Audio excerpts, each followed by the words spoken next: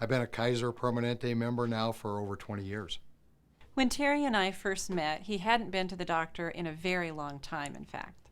My son was having a child, so it kind of motivated me to go get checked up.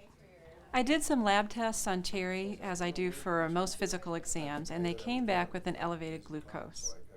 I did a hemoglobin A1C to document or to diagnose his type 2 diabetes, and when that came back, I gave him a phone call. And she called me and she said, "You have type 2 diabetes." At first, he was really disbelieving of the results. After she told me, I kind of just blew it off, didn't think it was a big deal.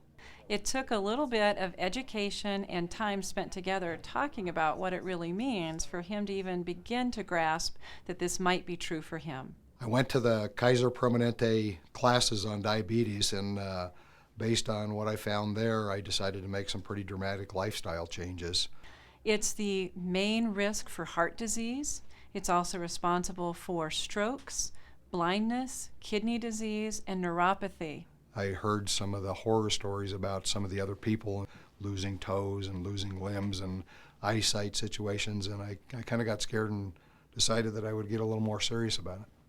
Most diabetes is the result of lifestyle, which is to say it's obesity, it's choice of food, and lack of exercise. Ended up giving up all my junk food that I used to love and decided I would start walking and try and lose a few pounds. Most diabetics could greatly improve their control by doing what Terry did: eating right, exercising, and losing weight. After the diagnosis, Dr. Friesen had told me that I needed to start taking medication twice a day. I'm not a fan of any kind of medication, so I made a decision that I wanted to do whatever I had to do to get off medication.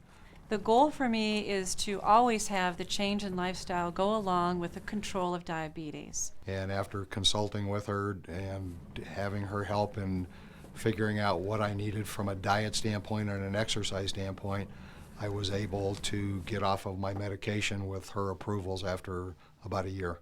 Once we get the diabetes under control with lifestyle, with medications, you can then start taking away the medicines and see if they remain under control. My advice to anyone who is diagnosed with diabetes is to take it seriously and to make the lifestyle changes necessary to control it. We now have 2 grandchildren. I mean, I feel a lot healthier than I ever felt probably in the last 15 years. I want to be around to watch those grandkids grow up now.